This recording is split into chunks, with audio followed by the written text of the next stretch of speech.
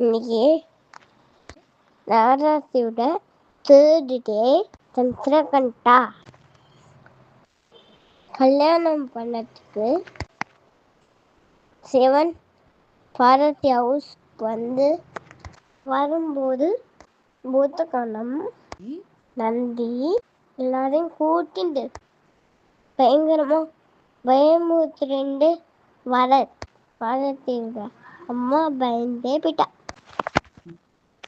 அதனால அதை பார்த்ததும் பார்வதி சந்திரகந்த ரூபம் எடுத்துண்டு சிவன் கிட்ட போய் நீங்க சாந்தமாகுங்கோ அப்படின்னு சொன்ன. உடனே சாந்தமேட்டேன். அம்பாள் தான் சந்திரகண்டா. நெத்தியில ஒரு பெருச்சந்திரன் இருக்கும், அதே மாதிரி இருக்கும். இந்த அம்லா தான் காட்டுக்காசரனை வதம் பண்ணினா.